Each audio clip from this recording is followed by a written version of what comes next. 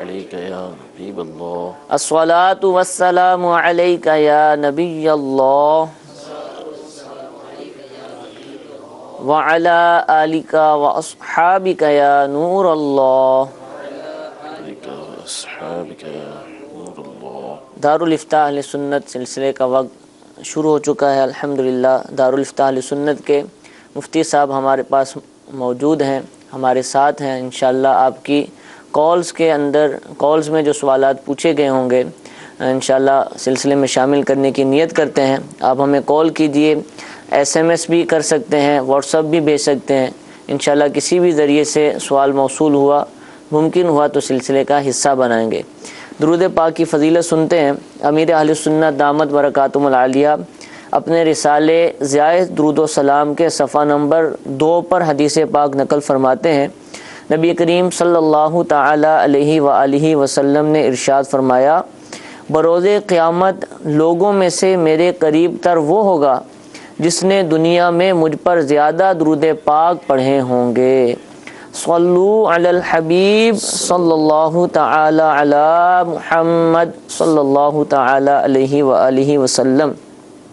ضیاء درود و سلام یہ امیر اہل سنت کا رسالہ ہے، اور درود پاک کے فضائل پر جو مشتمل احادیث کریمہ ہیں وہ اس کے اندر نقل کی گئی ہیں۔ 40 احادیث کریمہ فرامین مصطفیٰ صلی اللہ تعالی علیہ وآلہ وسلم اس میں موجود ہیں، اور درود پاک نہ پڑھنے کے نقصانات بھی لکھے گئے ہیں۔ صحابہ کرام علیہم رضوان کے اقوال بھی ہیں۔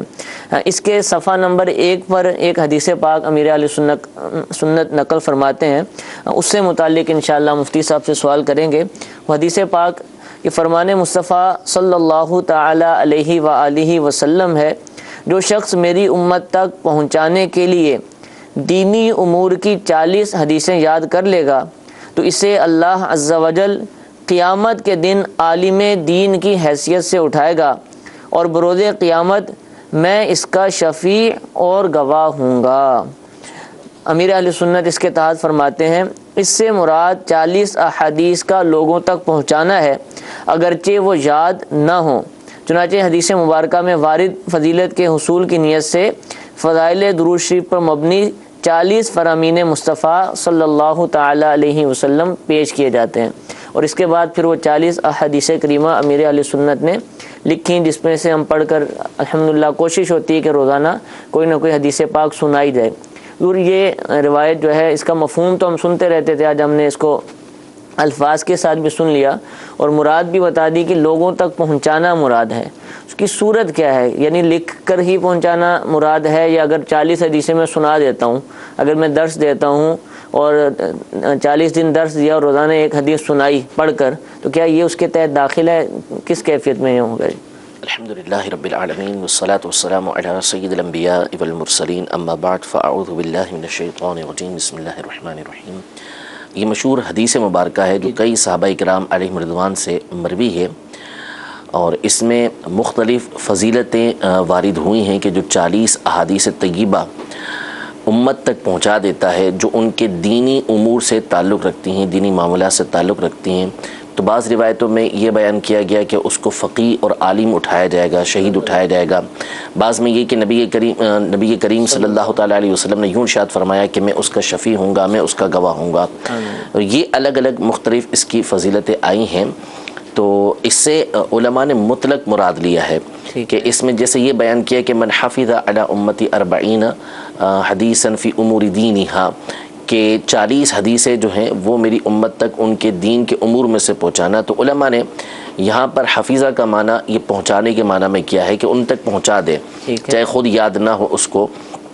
تو اس میں لکھنا کوئی شرط نہیں ہے، بس یہ ہے کہ 40 حدیثیں امت تک، لوگوں تک ان کے دینی معاملات کی پہنچا دی تو انشاءاللہ یہ فضیلت بندے کو حاصل ہو جائے گی۔ علماء نے اس حدیث کا بڑا اہتمام کیا ہے، اور 40 احادیث کا خاص طور پر اہتمام کر کے امت تک 40 حدیثیں پہنچانے کی بڑی سعی کی ہے، اور اس پر قرون اولیٰ کے بعد سے تابعین کے زمانے سے، تابعین کے زمانے سے یہ سلسلہ چلتا ہوا آ رہا ہے۔ یعنی سیدنا عبداللہ بن مبارک رضی اللہ تعالیٰ عنہ جو تابعین میں سے ہیں، ان کے بارے میں منقول ہے کہ سب سے پہلے آپ نے 40 احادیث پر مشتمل کتاب لکھی لوگوں تک پہنچانے کے لیے۔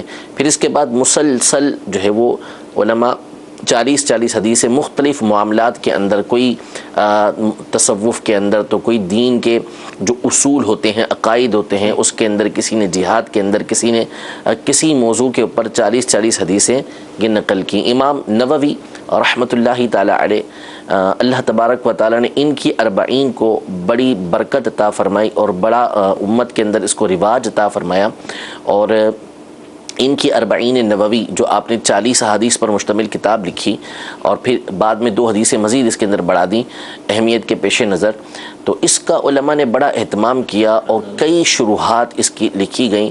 اس کو علماء اپنے دروس کے اندر بیان کرتے رہے، لوگوں تک پہنچاتے رہے، اسی فضیلت کو حاصل کرنے کے لیے۔ امام اہل سنت رضی اللہ تعالی عنہ نے نبی کریم صلی اللہ تعالی علیہ وآلہ وسلم کی 40 احادیث، ویسے تو کئی موضوعات پر آپ نے بیان کیے، لیکن خاص ایک رسالہ جو آپ نے الزبدۃ الزکیہ لتحریم سجود التحیہ، یعنی سجدہ تعظیمی جو ہے یہ حرام ہے۔ اس امت کے اندر پچھلی امتوں میں سجدہ تعظیمی کی اجازت تھی، لیکن ہماری جو شریعت ہے اس میں سجدہ تعظیمی بھی حرام ہے۔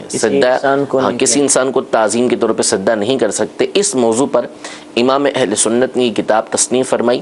اس میں آپ نے ابتدا میں اسی بات کو ذکر کیا کہ علماء نے 40 حدیثوں پر بڑا اہتمام کیا ہے، مختلف رنگوں میں، مختلف انداز میں 40 حدیثیں بیان کی ہیں۔ ہم یہاں پر اس موضوع پر کہ نبی کریم صلی اللہ تعالی علیہ وآلہ وسلم کی شریعت میں سجدہ تعظیمی کی اجازت نہیں، اس کی 40 حدیثیں نقل کرتے ہیں۔ پھر امام اہل سنت نے وہی 40 حدیثیں وہاں پر نقل کی کہ جس میں اس بات کا ثبوت ہے کہ اس امت میں اس شریعت کے اندر جو ہے وہ سجدہ تعظیمی نہیں کیا جا سکتا۔ یہ سلسلہ جاری و ساری ہے، اب بھی ہے، جیسے امیر علیہ سنت کا یہی رسالہ ضیاء درود و سلام کہ خاص درود و سلام کے حوالے سے امیر علیہ سنت نے 40 حدیثیں جمع کی۔ اس طرح اور علماء ہمارے یہ جمع کرتے رہتے ہیں اور بیانات کرتے رہتے ہیں۔ تو یہ 40 حدیثیں مطلق ہیں کہ ان کو بندہ یاد کرے اور یاد کر کر لوگوں تک پہنچا دے، یہ یاد نہ کرے لیکن لوگوں تک پہنچا دے تو انشاءاللہ تبارک و تعالی اس فضیلت کا وہ حامل ہوگا۔ اچھا، جیسا یہ والی 40 حدیثیں امیر علیہ سنت نے منتخب کر لی، تو کیا آپ کوئی اور نہیں کر سکتا کہ میں انہی 40 کو یاد کر لوں یا انہی 40 کو بیان کر دوں تو بھی فضیلت پائے گا، حاصل ہو جائے گی؟ بالکل۔ اچھا، اب آج ہم نے یہ سوال اس کا جواب سنا، انشاءاللہ امید ہے کہ بہت سارے مدنی چینل کے ناظرین سن رہے ہوں گے۔ عوام الناس بھی ہوتی ہے اور علماء بھی، یا علماء سے محبت کرنے والے، ہر طرح کا طبقہ الحمدللہ ہمارا مدنی چینل کا ویور ہے۔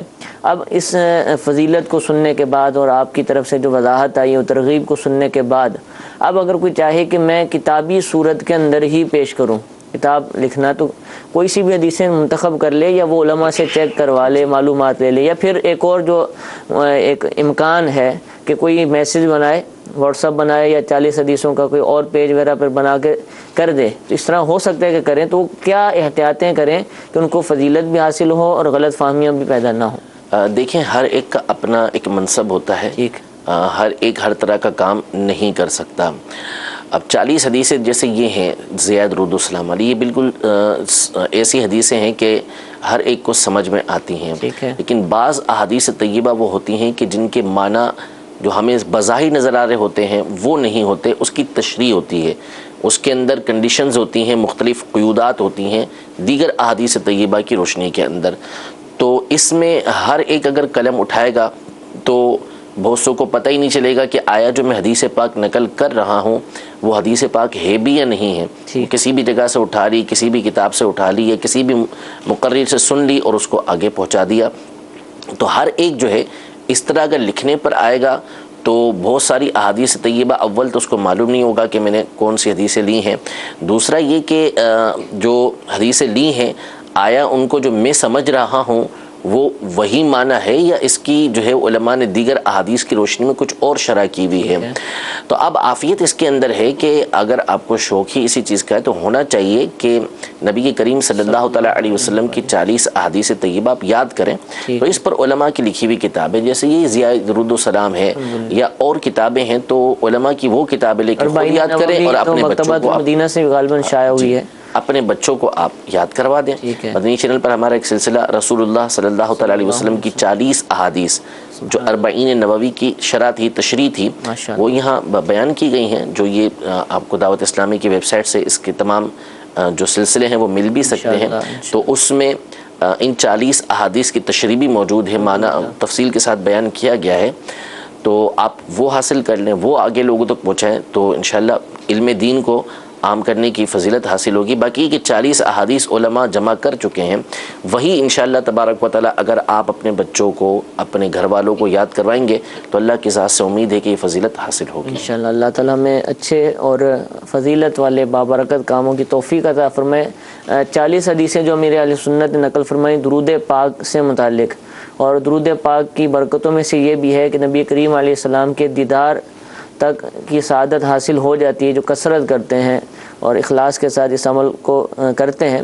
پوچھنا یہ ہے کہ کیا نبی کریم علیہ السلام کا دیدار مبارک جو ہے وہ ظاہری زندگی کے اندر بیداری کے عالم میں ہو سکتا ہے یا صرف خواب ہی میں ممکن ہے؟ دیکھیں، نبی کریم صلی اللہ تعالیٰ علیہ وسلم پر درود پاک جو پڑھنا چاہیے، پہلی بات تو یہ اس حوالے سے وہ فقط آپ کی محبت میں پڑھنا چاہیے کہ حضور علیہ السلام سے عقیدت، محبت میں آپ علیہ السلام کی ذات گرامی پر درود پاک پڑھا جائے۔ سب سے بنیادی نیت اللہ تبارک و تعالیٰ کی رضا اور حضور علیہ السلام کی حق کو ادا کرنے، یعنی حق کو تو کوئی ادا کر ہی نہیں سکتا، بس حضور علیہ السلام کی محبت اور آپ کا جو حق ہے اس کی ادائیگی کے لیے بندہ یہ درود پاک پڑھے۔ باقی جو فضائل اس کے ضمن میں آئے ہیں ان کی بھی نیت کر سکتا ہے، لیکن دیدار یہ بھی اچھی نیت ہے، لیکن اعلیٰ حضرت امام علیہ سنت فرماتے ہیں کہ یہ تو نصیب ہوگا جو بعض درود پاک کی فضیلت کے اندر بیان کیا گیا ہے، لیکن نیت نبی کریم صلی اللہ علیہ وسلم پر درود پاک پڑھنے کی ہو۔ اب رہا بیداری میں حضور علیہ السلام کا دیدار ہونا، تو یہ کوئی محال عقلی یا محال عادی نہیں ہے، کہ ناممکنات میں سے نہیں ہے کہ حضور علیہ السلام کا دیدار بیداری کے اندر نہ ہو سکے۔ حضور علیہ السلام کا ایک فرمان عالی شان ہے کہ من رآنی فی المنام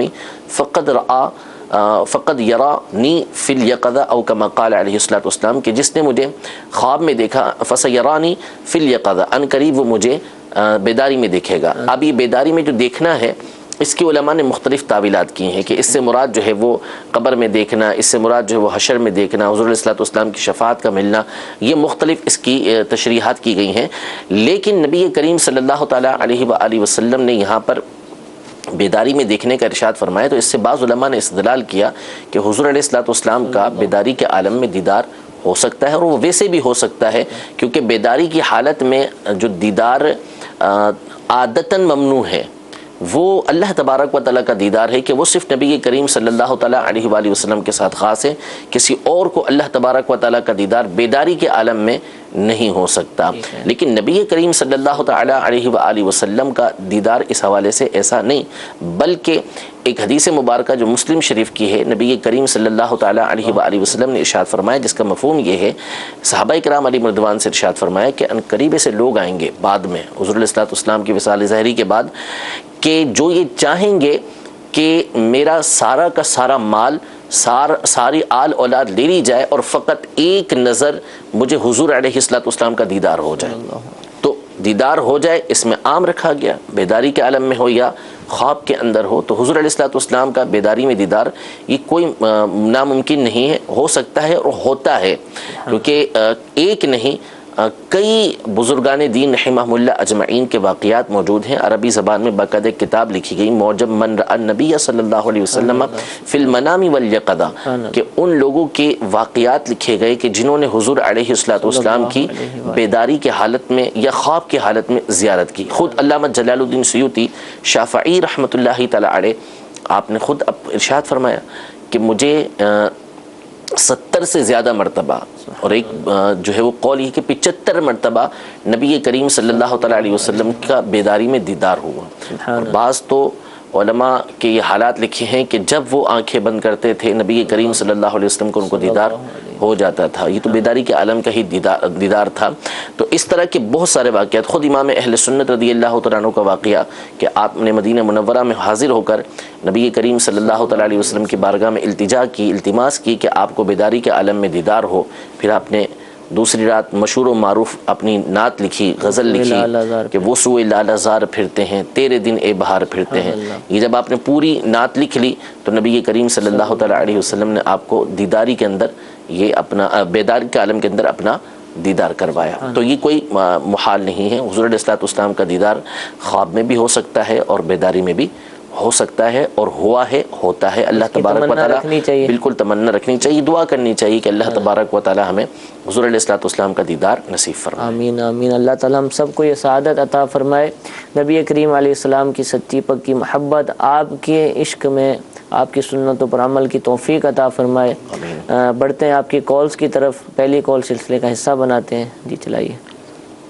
مفتی صاحب کی بارگاہ میں عرض ہے کہ آج کل بعض انجیکشن ایسے آئے ہوئے ہیں کہ جنہیں لگوانے سے آدمی گورا ہو جاتا ہے، تو اس طرح کے انجیکشن لگوانا کیسا ہے؟ پہلے تو کریمیں لگتی تھیں، اب انجیکشن بھی آ گئے. اب معلوم نہیں ہے کہ کیسے یہ انجیکشن لگتا ہے، کیا اس کے اندر ہوتا ہے. بہرحال اگر کوئی اس میں غیر شرعی چیز نہیں ہے کہ جس کے استعمال سے علماء نے منع کیا ہو، تو اگر کوئی انجیکشن لگاتا ہے اور اس سے رنگ گورا ہو جاتا ہے تو شرعاً تو بہرحال اس میں کوئی حرج نہیں ہے، لیکن طباً ہو سکتا ہے کہ اس میں بہت سارے نقصانات ہو کہ یوں اس طریقے سے جو ہے انجیکشن لگے اور کسی کا رنگ گورا ہو جائے. تو گورے رنگ کی تمنا کرنا ویسے تو اس میں کوئی حرج نہیں ہے. اگر اچھی نیت ہے تو ایک الگ بات ہے، بری نیت ہے، کوئی کسی کے اوپر تعلی کی نیت ہے، تکبر کی نیت ہے، تو وہ ایک الگ چیز ہے. اس کی وجہ سے پھر وہ نیت کی خرابیوں کی وجہ سے ممنوع باتیں ہوں گی. لیکن بہرحال ویسے اگر مطلق رکھا جائے تو گورا ہونے کی جو نیت ہے، یہ تمنا ہے، یہ کوئی ممنوع نہیں ہے، ہو سکتا ہے. باقی کہ شرعاً اس طرح کا انجیکشن یہ لگوانا ہے تو جائز، جبکہ اس کے اندر کوئی غیر شرعی ایسی چیز نہ ہو کہ جس کی علماء نے اجازت نہیں دی. چونکہ انہوں نے ہمارے سامنے بیان نہیں کیا کہ اس کے اندر کیا ہوتا ہے، کس طریقے سے دوائیاں استعمال ہوتی ہیں، تو ایک واضح بات سامنے آئی نہیں ہے. لیکن یہ کہ لگوانا بہرحال اگر اس لیے کوئی لگواتا ہے اور صحیح چیز لگواتا ہے تو ٹھیک ہے، جائز ہے. اگر اس کے اجزاء ہمیں پتہ چل لے پھر ہم ویسے عام طور پہ تو جو کریمز ہوتی ہیں تو اس میں انجیکشن میں بھی اسی طرح کا محلول وغیرہ کچھ ہوگا. ٹھیک ہے. بظاہر تو جس طرح کی دوائیاں ہیں وہی استعمال ہو رہی ہیں تو اس میں حرج نہیں ہے، لیکن بہتر یہی ہے کہ اس کی ڈیٹیل پہ بتا دی جائے تاکہ مفصل جواب دیا جا سکے. تو میڈیکلی جو ہے ان کے جو ماہرین ہیں انہی سے رابطہ کیا جائے، ان سے بھی معلومات لی جائیں، کیونکہ بظاہر غیر فطری سا عمل لگتا ہے، عام طور پر ہوتا نہیں ایسا. جی لوگوں کے سالوں گزر جاتے ہیں. خیر اگلی کال کی طرف بڑھتے ہیں. جی چلائیے. کرنا تھا بابا فرید کے مزار پہ باب جنت بہشتی دروازہ کہلاتا ہے، اس دروازے کی تاریخ کیا اور جنتی دروازہ کیوں کہا جاتا ہے؟ جی حضور، محرم الحرام میں غالباً وہ کھلتا بھی ہے، تو اب یہ سوالات ہوں گے.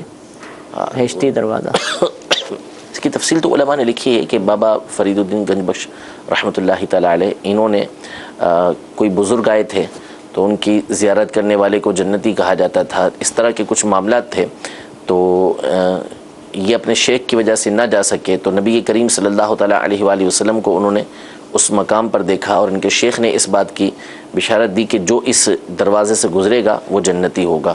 تو غالباً اس تاریخ کی وجہ سے ان کے اس دروازے کو جنتی دروازہ کہا جاتا ہے. یہ امید اور اللہ تبارک و تعالیٰ کی رحمت پر ہے، نیک بندے کا قول ہے اور ان کا مزار ہے، تو یہ قطعی جنتی نہیں. ٹھیک ہے کہ یہ تو قطعی جنتی تو وہی کہ جن کو نبی کریم صلی اللہ تعالیٰ علیہ وسلم نے نام بنام فرما دیا کہ یہ جنتی ہیں، تو وہ قطعی جنتی ہیں. باقی قطعی جنتی تو ہم کسی کو نہیں کہہ سکتے کہ وہ دروازے سے گزر گیا وہ جنتی ہے. بس یہ ہے کہ چونکہ اللہ تبارک و تعالیٰ کے ایک نیک بندے کا یہ قول ہے، اس کا فرمان ہے، اور ایک اچھی جو ہے وہ جگہ ہے کہ جہاں اللہ کی رحمت ہے، اور پھر نبی کریم صلی اللہ تعالیٰ علیہ وسلم کا اس مقام پر دیدار ہونا. بابا فرید الدین بابا فرید الدین رحمۃ اللہ تعالیٰ علیہ کو یہ ایک الگ باتیں ہیں کہ اس کی وجہ سے رحمتیں برکتیں مزید بڑھ گئیں. اب اگر کوئی وہاں سے گزرتا ہے اور اس کی اچھی نیت ہے تو انشاءاللہ تبارک و تعالیٰ امید اس کی بڑھ جائے گی. لیکن بات وہی ہے کہ اس پر قطعیت نہیں کر سکتے کہ اندر یہاں سے جو داخل ہو گیا وہ جنتی ہی جنتی ہے. بس اللہ تبارک و تعالیٰ کی رحمت سے مزید امید رکھے. اچھا، ابھی تک سعادت تو حاصل نہیں ہوئی وہاں جا کر زیارت کرنے کی، لیکن جو لوگوں سے سنا ہے پتہ چلتا ہے کہ جب اس حاضری کے لیے جاتے ہیں لوگ، دروازے سے گزرنا چاہتے ہیں تو کئی گھنٹوں کئی میلوں جو نا لائنیں لگی ہوتی ہیں، جو سننے میں آئے. تو بعض دفعہ ایسا ہوتا ہے کہ کئی لوگ نماز کا اہتمام نہیں کر پاتے، تو ان کو بھی اگر کوئی مدنی پھول آپ ارشاد فرما دیں، کیونکہ ابھی یہ ہونے والا ہے کچھ دنوں میں اور کئی لوگ ہو سکتا ہے کہ جائیں بھی. جی تو کیا کرنا چاہیے؟ دیکھیں یہ سارے آپ حد میں حد اس کو مستحب کہہ سکتے ہیں. ٹھیک ہے کہ جائز اور مستحب وہاں سے گزرنا. ٹھیک ہے. نہ آپ اس کو سنت کہہ سکتے ہیں، نہ آپ اس کو واجب کہہ سکتے ہیں، نہ آپ اس کو فرض کہہ سکتے ہیں.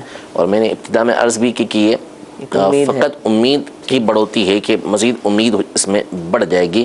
اب اس بنیاد پر دین کے جو قطعی کام ہیں ان کو چھوڑ دینا، مثال کے طور پر یہی جو آپ نے مثال دی نماز کی، کہ وہاں بندہ لائن میں لگا ہوا ہے تو ظاہر ہے کہ نماز تو کسی صورت معاف نہیں ہوتی ماں سوائے چند مخصوص صورتیں کہ جن میں شریعت مطہرہ نے اجازت دی. حتیٰ کہ حج کے لیے بندہ جا رہا ہے میدان عرفات کی طرف اور اس بات کا اندیشہ ہے کہ ایسا نہ ہو کہ کہیں وقوف عرفہ اس کا نکل جائے، طلوع فجر ہو گئی اور وہ پہنچ نہیں پائے گا، تو علماء نے یہاں تک ارشاد فرمایا کہ چلتے چلتے نماز پڑھ لے اشارے سے. ٹھیک ہے، جنگ کی حالت میں جہاد ہو رہا ہے اس موقع پر بھی نماز نہیں معاف کی گئی بلکہ اس کا طریقہ بیان کیا گیا کہ کس طریقے سے جماعت ادا کرنی ہے. نماز خوف جی، تو یہ ایک نماز کی اہمیت ہے. تو ظاہر ہے کہ اس لائن میں لگنا اور اس دروازے سے گزرنا ایک سعادت اور مستحبات ہے، زیادہ سے زیادہ مستحبات کہیں گے آپ، جبکہ نیت اچھی ہو. تو اس کے لیے جماعت کو چھوڑ دینا جس کے اوپر جماعت واجب ہوتی ہے یہ گناہ کی بات ہے، اور اسی طرح نماز کو چھوڑ دینا یہ اور بڑا گناہ ہے. تو ایک جائز کام کے لیے، مستحب کام کے لیے نماز یا جماعت کو نہیں چھوڑا جاتا. جماعت اور نماز کی فضیلتیں تو احادیث طیبہ کے اندر آئی ہیں.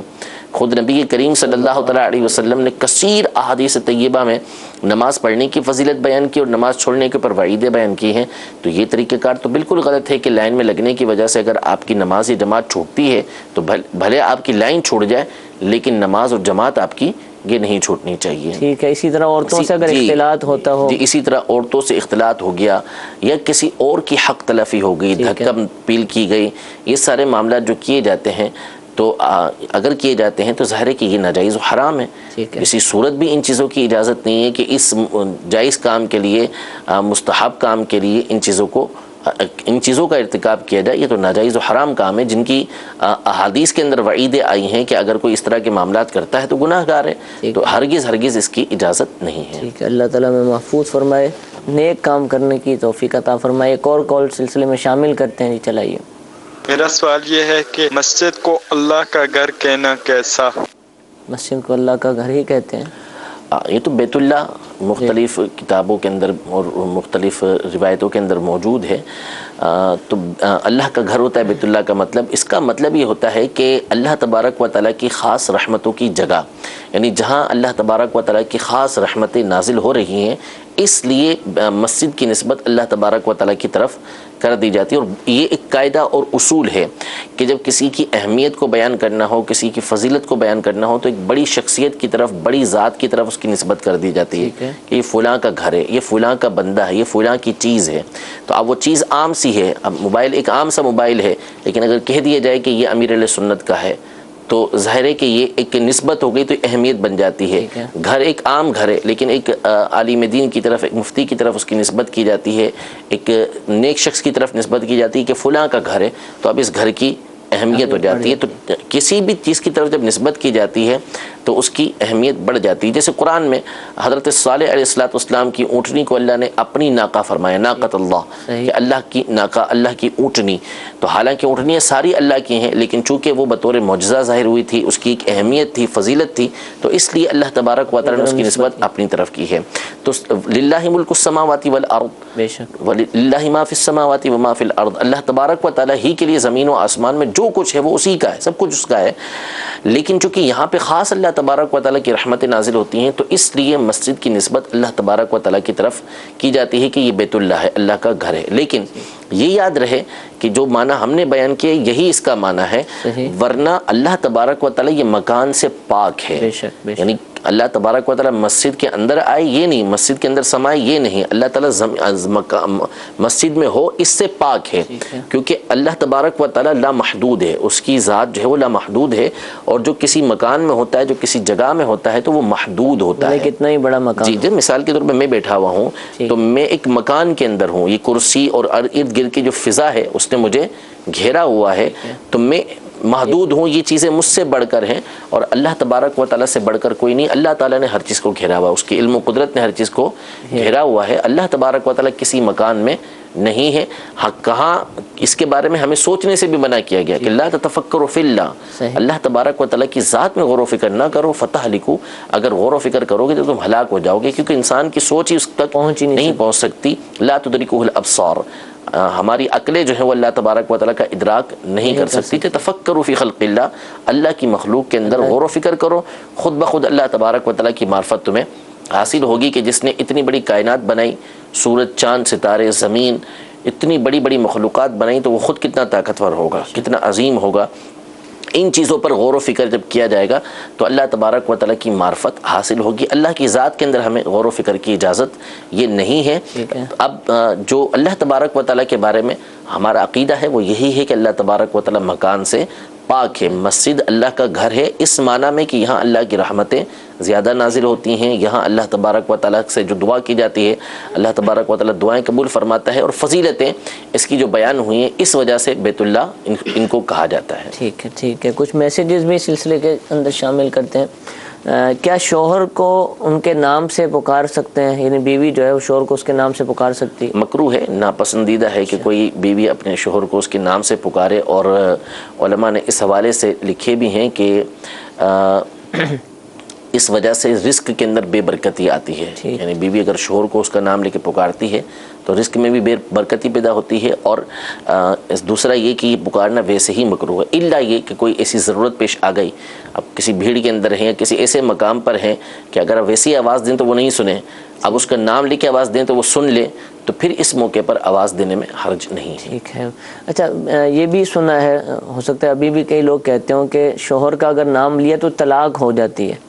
یہ بھی ایک کانسیپٹ گاؤں دیہاتوں میں ہو سکتا ہے ابھی بھی ہوتا ہو. نہیں، ایسا ہے؟ ایسا کچھ نہیں ہے. طلاق بیدہ عقدۃ النکاح، ٹھیک ہے. طلاق کی جو گرہ ہے، نکاح کی جو گرہ ہے وہ مرد کے ہاتھ میں دی گئی ہے، عورت کا تو اس سے کوئی تعلق ہی نہیں ہے. یعنی ایسا تو نہیں کہ اس کی اہمیت بیان کرنے کے لیے نام نہ لے تو ڈرانے کے لیے یہ جملہ کسی نے مشہور کر دیا؟ ممکن ہے. میں نے تو فرسٹ ٹائم یہ سنا ہے کہ شوہر کا نام لینے کی وجہ سے بھی یوں کہتے ہیں کہ طلاق ہو جاتی ہے. ایسا کچھ بھی نہیں ہے. ایسا نہیں ہوگا. ٹھیک ہے. اسی طرح شوہر ہی سے متعلق ایک اور سوال بھی ہے کہ اگر شوہر دیندار نہ ہو تو کیا بیوی اس سے جدا ہو سکتی ہے، یعنی اپنا بستر جدا کر لے، اس کے ساتھ جو گھر کے جو معاملات ہیں، رہن سہن، یہ نہ کرے، ناراضگی کا یعنی جو اظہار کرے؟ نہیں، دیکھیں جو اس کے حقوق ہیں وہ تو ادا کرنے ہوں گے. شوہر کی گناہ کی وجہ سے اس کے حقوق ختم نہیں ہوں گے، حقوق اس کے ادا کرنے ہیں. پیار و محبت کے ساتھ، حکمت عملی کے ساتھ اسے تبلیغ کرتی رہے، سمجھاتی رہے، یہ ایک الگ بات ہے. بعض صورتوں میں واجب بھی ہوگا، جہاں جہاں ظن غالب ہوتا چلا جائے گا کہ شوہر برائی کے اندر مبتلا ہے تو وہاں اس کو سمجھانے سے وہ سمجھ جائے گا، تو پھر لازم بھی ہو جائے گا سمجھانا کہ حکمت عملی کے ساتھ سمجھائے. لیکن اس چیز کی اجازت نہیں ہے کہ اپنا بستر الگ کر لے اور شوہر کے حقوق کو ادا نہ کرے، یہ جائز نہیں ہے اس کے لیے. ٹھیک ہے. ایک سوال درود پاک سے متعلق یہ جو ہم تھوڑی دیر پہلے گفتگو کی کہ ہمارے ٹیچر یہ کہتے ہیں کہ درود تاج نہیں پڑھنا چاہیے، اتنا بڑا درود پاک نہ پڑھیں، تو کوئی مختصر درود پاک پڑھیں. دیکھیں، اگر تو درود تاج کو اس وجہ سے منع کریں کہ اتنا لمبا ہے، مختصر پڑھیں، تو اس کا حکم الگ ہے. ٹھیک ہے. اور درود تاج کو کہنا ہی ناجائز کہ یہ جائز ہی نہیں ہے، یہ ایک الگ چیز ہے. ٹھیک ہے نا. تو درود پاک، درود تاج بھی پڑھنا جائز ہے، درود ابراہیمی بھی پڑھنا جائز ہے. جتنے درود پاک ہیں ان تمام کا پڑھنا یہ جائز ہے، کیونکہ احادیث طیبہ میں اور قرآن پاک میں خود مطلق فرمایا کہ یا ایھا الذین آمنوا صلوا علیہ وسلموا تسلیما، کہ اے ایمان والو اس غیب بتانے والے نبی پر درود پڑھو اور خوب سلام بھیجو. تو اس میں کوئی یہ نہیں کہا گیا کہ آپ درود ابراہیمی پڑھیں، بلکہ درود ابراہیمی میں تو سلام ہے ہی نہیں، سلام تو دیگر درودوں کے اندر موجود ہے. تو اس کے لیے آپ کو دوسرا ہی درود پاک پڑھنا ہوگا. تو درود ابراہیمی بھی پڑھا جا سکتا ہے اور دیگر درود پاک بھی پڑھے جا سکتے ہیں. درود تاج لمبا ہے تو اس کے اندر خوبصورتی بھی ہے، بے شک، کہ الفاظ اور نبی کریم صلی اللہ علیہ وسلم کے القابات حدیث پاک میں خاص طور پر مصنف عبدالرزاق وغیرہ کی حدیث پاک ترغیب دلائی گئی کہ اچھے الفاظ کے ساتھ درود پاک پڑھیں. تو یہ درود پاک پڑھنا بندے کے دل کے اندر محبت کو پیدا کرتا ہے. اور علماء نے اس حوالے سے یہی ارشاد فرمایا کہ درود پاک کے صیغے تبدیل کر کر کے پڑھا جائے. ٹھیک ہے. یعنی آپ کبھی الصلاۃ والسلام علیک یا رسول اللہ پڑھ رہے ہیں تو کبھی صلی اللہ علی النبی الامی و آلہ صلی اللہ علیہ وسلم، صلاۃ و سلاما علیک یا سیدی یا رسول اللہ پڑھ رہے ہیں، کبھی درود ابراہیمی پڑھ رہے ہیں، کبھی 6 لاکھ والا درود پاک پڑھ رہے ہیں، کبھی کوئی درود پاک پڑھ رہے ہیں، تو یہ درود پاک الگ الگ سیغوں کے ساتھ پڑھتے رہیں گے تو اس سے توجہ برقرار رہے گی، کیونکہ اصل تو ہمیں نبی کریم صلی اللہ تعالیٰ علیہ وسلم کی بارگاہ میں درود شریف پڑھنا ہے، تو اگر ایک ہی درود پاک پڑھتے رہیں گے توجہ اس میں رہتی ہے تو فبیہا، کوئی اس میں بھی کوئی مسئلہ نہیں ہے، لیکن ایک ہی پڑھتے پڑھتے بعض اوقات بندہ اس کی طرف توجہ دوسری طرف چلی جاتی ہے، زبان چلتی رہتی ہے، لیکن اگر صیغے تبدیل ہوتے رہیں گے تو توجہ اس طرف آتی رہے گی، تو اس لیے الگ الگ صیغوں کے ساتھ پڑھنا چاہیے۔ اگر کوئی درود پاک کو ناجائز کہتا ہے، درود تاج کو ناجائز کہتا ہے، تو پھر وہ ظاہر سی بات ہے کہ غلط کرتا ہے اور بہت ساری گمراہی کی اس کی صورتیں بنیں گی۔ علامہ سید احمد کاظمی شاہ صاحب رحمۃ اللہ تعالی علیہ نے مستقل ایک رسالہ درود پاک پر، درود تاج پر اعتراضات کے جوابات کے نام سے لکھا ہے، جس میں مکمل مفصل آپ نے درود تاج پر جو بعض لوگ اعتراض کرتے ہیں اس کا جواب دیا ہے۔ اسی طرح امام اہل سنت نے درود تاج کے اندر چونکہ ایک کلمہ ہے دافع البلاء والوبا، کہ حضور علیہ الصلوۃ والسلام بلا اور وبا کو دور کرنے والے ہیں، تو اس سے بعض لوگوں کو شک و شبہ پیدا ہوتا ہے، تو امام اہل سنت نے خاص ان القابات کے اوپر آپ نے رسالہ لکھا ہے الامن والعلا کے نام سے، جس میں 60 آیتیں اور 300 احادیث کی روشنی میں اس بات کو بیان کیا کہ حضور علیہ الصلوۃ والسلام اور آپ کے صدقے میں آپ کی امت کے اولیاء جو ہیں وہ اللہ کی عطا سے مصیبتوں کو، پریشانیوں کو دور کرنے والے ہیں، تو اس لیے درود تاج میں کوئی حرج نہیں ہے، پڑھا جا سکتا ہے، بلکہ اس کو پڑھنا بہت بہتر ہے۔ علماء نے اس کی برکتوں کا بیان کیا ہے کہ اس سے بڑی بڑی برکتیں لوگوں کو حاصل ہوئی ہیں۔ الحمدللہ، اللہ تعالیٰ میں بھی توفیق عطا فرمائے۔ ایک اور کال سلسلے کا حصہ بناتے ہیں، جی چلائیے۔ میرا نام محمد بلال اطاری ہے، میں ابو ظبی سے کال کر رہا ہوں۔ میرا سوال یہ ہے کہ قسم کا کفارہ جس ملک میں ہو، کیا ہمیں وہاں پہ ادا کرنا ہوگا یا ہمیں پاکستان جا کے بھی ادا کر سکتے ہیں؟ السلام علیکم ورحمۃ اللہ وبرکاتہ۔ وعلیکم السلام ورحمۃ اللہ وبرکاتہ۔ دیکھیے کوئی صریح جزیات اس حوالے سے میرے ذہن میں نہیں ہے، لیکن چونکہ اصل تو اس کے اندر یہ ہے کہ 10 مسکینوں کو 2 وقت کا کھانا کھلانا، تو وہ تو کہیں پر بھی کھلائے گا تو قسم کا کفارہ ادا ہو جائے گا۔ اسی طرح 10 مسکینوں کو 2 وقت کا کھانا کھلانے کی جگہ اگر 10 مسکینوں کو ایک ایک صدقہ فطر دے دیا، ویسے تو قسم کے کفارے تفصیل ہے کہ غلام آزاد کرنا، غلام آزاد نہیں کر سکتا تو پھر یہ مزید 3 کفارے، پھر اس کے بعد 3 روزے مسلسل، جبکہ اس کی بھی استطاعت نہ ہو سب سے آخر میں۔ لیکن آسان طریقہ جو علماء نے لکھا وہ یہ لکھا کہ 10 مسکینوں کو ایک ایک صدقہ فطر دے دے، تو اس میں اس کے لیے بڑی آسانی ہے۔ بہتر اس کے اندر یہی ہے کہ دیکھیں مثال کے طور پہ جیسے ابو ظہبی میں رہ رہے ہیں، اب پاکستان میں ادا کرتے ہیں تو مثال کے طور پہ 1000 روپیہ لگے گا 10 صدقہ فطر کا، کہ ایک صدقہ فطر عام طور پہ ہمارے یہاں 100 روپیہ ہوتا ہے، لیکن وہاں کے اگر حساب سے دیکھیں تو مثال کے طور پہ 2000 2500 بن جاتے ہیں۔ تو بہتری اس کے اندر ہے، عافیت بھی اسی کے اندر ہے، احتیاط بھی اسی کے اندر ہے کہ وہیں کے حساب سے ادا کیا جائے۔ ٹھیک ہے جی، ایک اور کال چلائیے۔ میں بلوچستان سے بات کر رہا ہوں، ہم درود شریف کے بارے میں بول رہا ہوں، یہ اللہم صلی علی محمد افضل الصلوات کا، اس درود شریف کا پڑھنے سے 10,000 مرتبہ پڑھنے کی برابر ہے، تو میں یہ 1000 دفعہ پڑھتا ہوں یہ درود شریف، یہ کیسا بخش دوں، کیسا کس کا نام کروں، کیسا کروں، اس کا مسئلہ ہم کو بتائے بھائی جان۔ جی بلوچستان سے کال۔ جی دیکھیں اب یہ درود پاک کی فضیلت تو انہوں نے بیان کی، ہو سکتا ہے کہ کسی کتاب کے اندر یہ نقل ہو، تو بہرحال درود پاک کوئی بھی ہو اس کو پڑھتے وقت تو اللہ تبارک و تعالیٰ کی رضا اور نبی کریم صلی اللہ تعالیٰ علیہ وسلم کی بارگاہ میں اس کو پیش کرنا یہ مقصود ہو۔ اب اس پر جو ثواب ملتا ہے اس ثواب کو آپ چاہیں تو نبی کریم صلی اللہ علیہ وسلم کی بارگاہ میں پیش کریں، اور پھر اس کے آپ علیہ الصلوۃ والسلام کے طفیل جو ہے وہ تمام امت کی کو آپ پیش کر دیں، یہ ہو سکتا ہے۔ تو بخشنے کا مطلب یہ ہوتا ہے، ہم لوگ بڑے پریشان ہوتے ہیں کہ ثواب کیسے بخشا جائے، تو یہ کوئی مشکل کام نہیں ہوتا۔ جو بھی آپ نے نیک کام کیا ہے اسے پہلے اللہ تبارک و تعالیٰ کی بارگاہ میں عرض کریں کہ اللہ تبارک و تعالیٰ اس کو قبول کرے، اپنی رحمت کے شان اس پہ ثواب عطا فرمائے، پھر اسے بارگاہ رسالت میں پیش کریں کہ اللہ تبارک و تعالیٰ حضور علیہ الصلوۃ والسلام کی بارگاہ میں اس کو پہنچائے اور حضور علیہ الصلوۃ والسلام کے صدقے سے تمام امت کو پہنچا دے، یہ آپ کا جو بھی نیک عمل ہے اس کا بخشنا ہو گیا انشاءاللہ۔ جی ایک اور کال چلائیے۔ ہم اللہ کی رضا کے لیے اگر 2 نفل پڑھتے ہیں، ایسے ہی ہم نبی کریم صلی اللہ علیہ وسلم کے لیے، نبی کریم صلی اللہ علیہ وسلم کی رضا کے لیے 2 نفل پڑھ سکتے ہیں؟ السلام علیکم ورحمۃ اللہ وبرکاتہ۔ غالباً ایصال ثواب پوچھنا چاہیے۔ دیکھیں جو نیک کام ہیں وہ اللہ اور اس کے رسول دونوں کی رضا کے لیے ہو سکتے ہیں۔ یہ قرآن پاک کے اندر بھی مختلف آیتیں موجود ہیں کہ فلاں کام اللہ اور اس کے رسول کے لیے، یعنی دونوں کی طرف نسبتیں یہ کی گئی ہیں۔ تو رضا حضور علیہ الصلوۃ والسلام کی حاصل کرنے کے لیے نیک کام کیے جا سکتے ہیں، لیکن جو نماز ہے اس میں نیت اللہ تبارک و تعالیٰ ہی کی جائے گی کہ میں عبادت اللہ تبارک و تعالیٰ کی کر رہا ہوں، لیکن چونکہ اس میں حضور علیہ الصلوۃ والسلام کی بھی حکم کی پیروی ہے کہ حضور علیہ الصلوۃ والسلام جو ہے وہ نوافل پڑھا کرتے تھے، ترغیب بھی دلایا کرتے تھے، تو اگر کوئی اس ترغیب پر عمل کرتے ہوئے 2 رکعت نفل ادا کرتا ہے کہ اس سے حضور علیہ الصلوۃ والسلام کی رضا حاصل ہوگی۔ پڑھنا اللہ تبارک و تعالیٰ کے لیے ہے کہ 2 رکعت نفل میں اللہ تبارک و تعالیٰ کے لیے پڑھتا ہوں، لیکن اس کا مقصد یہ ہے کہ جس طرح اس سے اللہ کی رضا حاصل ہوگی ایسے ہی نبی کریم صلی اللہ علیہ وسلم کی رضا حاصل ہوگی، تو اس میں کوئی حرج نہیں ہے۔ لیکن یوں نہیں کر سکتے کہ میں جس طرح اللہ کے لیے نیت کر رہے ہیں کہ میں اللہ کے لیے 2 رکعت پڑھتا ہوں، یوں ہی رسول اللہ کے لیے 2 رکعتیں پڑھتا ہوں، تو یہ نیت نہ کریں۔ نیت یہ کریں کہ میں اللہ کے لیے پڑھ رہا ہوں، اور ساتھ ہی یہ کہ چونکہ اس میں اللہ تبارک و تعالیٰ کی رضا ہے، نبی کریم صلی اللہ علیہ وسلم کی رضا بھی حاصل ہوگی، تو اس میں حرج نہیں ہے۔ ٹھیک ہے جی، ایک اور کال چلائیے۔